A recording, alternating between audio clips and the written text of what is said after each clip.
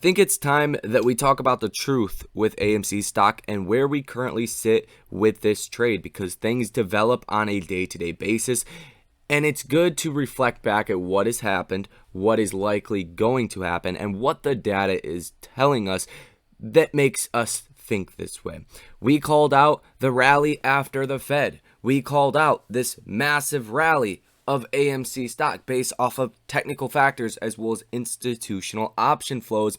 Called that out on Sunday. What happened? The stock ran 100 and some odd percent, 120%, I believe. So we have to reflect and take a look at what's going on and just be truthful with one another. When do I think the MOASS is going to happen? What is the data telling us? Yes, we know there is manipulation, but is there the silver lining still here?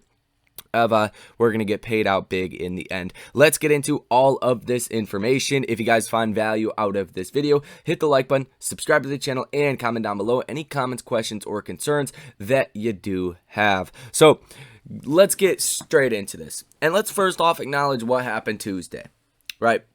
The stock opened up, it rallied instantly. Within about 5-10 minutes, it went up 10%. Should have had a volatility halt to the upside. Instead, we got a lot of short activity that came in at the very top, a lot of coordinated short positions.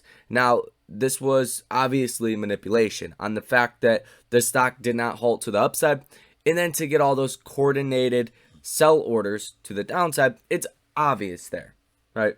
I'm not going to try to sugarcoat it. You've seen a lot of manipulation, especially on that day. But what does that ultimately tell you? They don't want this thing above $30 per share.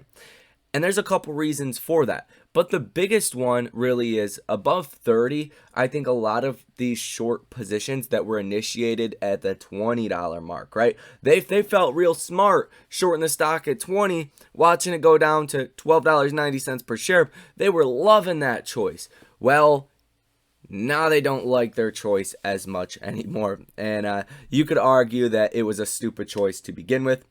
That's my personal belief. Believe what you guys want if you're talking about the fundamental business of AMC. So they don't want it above 30. So they're going to come in, short the stock, even if it puts them at a much higher risk of essentially blowing up a portion of their portfolio, if not their whole portfolio, like we've seen with other hedge funds. So that's obvious. Don't want the thing above 30. But what else is going on at the same time? You've probably noticed throughout these videos, no matter if it is a penny stock like Mullen, whether it is GameStop or AMC or SoFi or Apple or anything else, any stock for that matter, the cost to borrow rates have went up.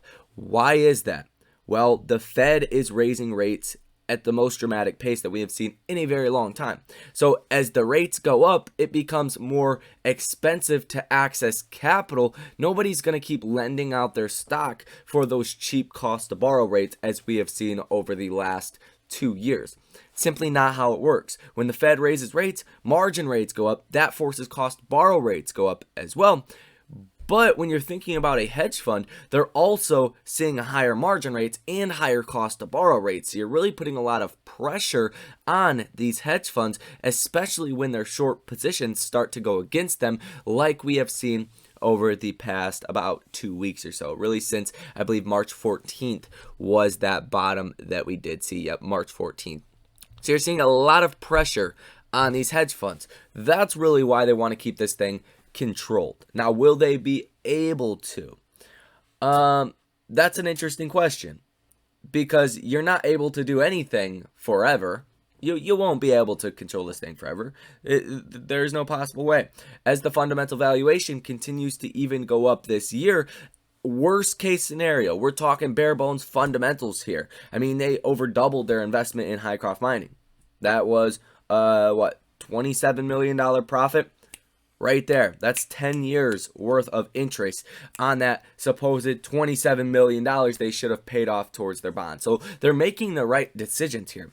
They also said, and Adam Aaron did indicate to us on Friday, and this article was 21 hours ago, AMC chief Aaron looks to pursue more distressed deals after gold mine investment. And this is like a revolving line of catalysts for hype as well as fundamentals. Because if AMC is no longer a pure theater play, then you can start to value it a lot higher. And I do want to also point out on the fundamental outlook, you haven't had a year where all theaters were open the whole year. You haven't had a year where they were forced to shut down their bad locations to stay alive, forced to lean down their operations and become as profitable as possible. By my calculations, in between 25 and 30% more profitable. That's going to lead to a lot more profits to the bottom line. That's going to lead to a higher fundamental valuation, especially the longer we go throughout this year. Look at the valuation that is pretty much justified by the markets, even at these levels, just in the first couple of months of 2022. Solid last earnings. This next quarter, not going to be as great. The quarters after that are going to be phenomenal as more movies start to roll out, as they really start to engage and grow their popcorn business, their crypto segment, investing in other companies. So yeah, I think there's a lot to be bullish about on the bare bones fundamental picture here.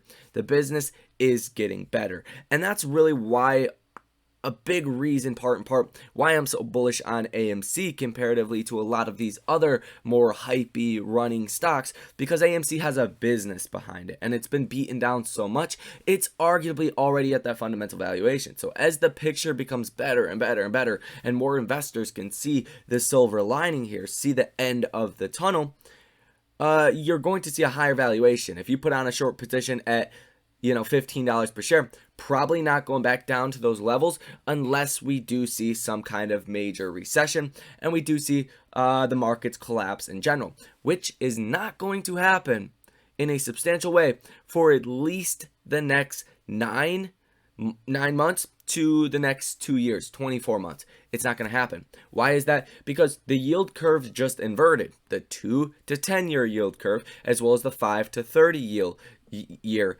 yield curve. And once that happens, historically, the stock market since 1998, the 4 yield curves inversions ago, you made about 25% roughly in the S&P 500 after every single one of those yield curves inverted, and then the next following 1 to 2 years after that. So you're not really going to see, in my opinion, a lot of downward pressure to the markets. The markets are becoming more immune to bad news, to the Fed raising rates. And believe me, they're going to raise rates 9 to 10 times this year unless something dramatically changes with inflation. And shorts, they simply cannot hold on to their short positions for an extended period of time when they are underwater and it becomes clear to them they cannot get the stock down to those levels, say $15, where they were shorting the stock in the last couple of weeks. So I think you're going to see a lot of pressure on that front, as well as that over the next couple of months, you're going to see the credit crisis really start to ramp up. Money becoming more expensive. China, look at their stock market. Their stock market was well under 2020 lows. And they have COVID revamping again over there, locking down more cities. And that's going to take a toll on China. And who are we connected to the most? Well, you could argue Europe, but I would say China. Obviously, lots of manufacturing in China. We're closely tied with China. So what happens in China is going to affect us, and Europe is already likely in a recession as we currently speak. Russia's collapsed. South America, who gives a damn about South America? They don't matter. Africa, they don't matter either. Australia, you could argue they don't matter as much as far as the economies here, right? Things that we are actually connected to. We're only really connected to Europe and China heavily, and those guys are getting a beating right now. And it's likely to get worse, much worse, before it gets better. So when you put all of that together, it's kind of a lose-lose proposition for the short sellers at the current moment. Now, for the short term in AMC stock, who knows what's going to happen? Who knows? We did hit this trend line, and we closed pretty much on this trend line. So we're going to want to see what happens on Monday. It was a green start to the first day of Q2. We have more earnings coming up. We have more data coming out next week. So I'll keep you guys up to date on that and exactly what is going on that front. The day today, you can't really predict it. But something that is also very encouraging, and I hope you guys fully realize this, is a stock like AMC that has had so much attention over the past 2 years. everybody knows about it. So when you do start to see those rallies, that's why you see moves like this, 160% from the bottom to the top. I mean, we hit $12.90 on March 14th. We hit that high of $34 on March 29th, not a long time ago, and we're still holding up a lot of these gains. So the situation here, actually really, really good. But when you do get these FOMO events and more catalysts, which, remember, we're going to have revolving lines of catalysts that keep coming out every time they invest in a new business that does well. That's going to be a bullish catalyst for AMC stock unless they risk too much money and the markets just don't like the investment overall. I think it's going to be hard to do, and I think AMC proved themselves in that aspect with Hycroft Mining. But you're going to see explosive moves in the share price of AMC to the upside and to the downside. But point is, once that fundamental picture keeps getting better and better, you're going to see it more sustained to the upside. You know, if the stock's fundamental valuation is $25 or $30, you could see a rally to 40 or 50. You could come down, but you're not going to come down as much, for a rough example there. So that's really, you know, what I wanted to talk about here in this video. Shorts have not covered during this whole rally. It's more like an egotistical battle here rather than anything that has any fundamental merit to it. There's really no reason to be sticking your neck out on a line to short the most talked about stock in the last year or two. There's no reason for that. AMC was searched more than stimulus check in 2021. I still can't get over that. I know you guys have heard me say that a lot. Can't get over that. That shows a lot in and of itself. And with the situation getting even more bullish, how could you not be bullish on AMC stock? Maybe it takes a little bit of time. Maybe it does. My estimate is still end of summer, fall. That's when you will see the MOASS. Yes, you could see moves to even 100 before then. But you're going to see those real moves, I do believe, end of summer, fall. You're going to see movies cranking out. You're going to see a lot of good catalysts. You're going to see the popcorn business starting up by that time. You're also going to be seeing a lot more investments into other companies by AMC. And overall, there is no short thesis right now with all of this bullish news that is upcoming and going to be here before we even know it. On the shorts perspective, there's really no bear case. There's no bear catalyst for AMC, but they're not going to cover. They're not going to cover until they are forced to cover, and they can only manipulate the stock so long. Eventually, everything comes to an end. Even if you're a short seller and you had a good bet, if you don't, be wise and take your profits and cover slowly like they have not been, then you will ultimately get burned almost every single time unless there is a real fundamental problem with the business, and AMC does not fit that picture. Now, a quick look at the short interest of free float. 20.7% short interest of free float. Current shares that are estimated to be sold short of 106.68 million. Cost to borrow max, like I said, 5.84%. So it's starting to go higher, and it's likely to continue to trend higher as the Fed keeps raising interest rates. Now, for Friday, you've seen return shares of 3.42 million, borrowed shares of almost 5 million. So that was a net gain to the short interest, or the shorted amount of shares, of about 1.51 million. Utilization still at 100%. Institutions, they don't want to lend out their stock for 6% when the stock just moved up 160% in the past 2.5, 3 weeks. I think it shows a lot, but financial media, they're not going to talk about any of this. That's why you have to come to YouTube to get the due diligence that you need to know. Days to cover is sitting at 2.44. And if we look at the option activity, for Friday, 33 orders totaling $15.01 million, positive order value of 55%. Now, you did see, like I said, the first day of Q2 was Friday.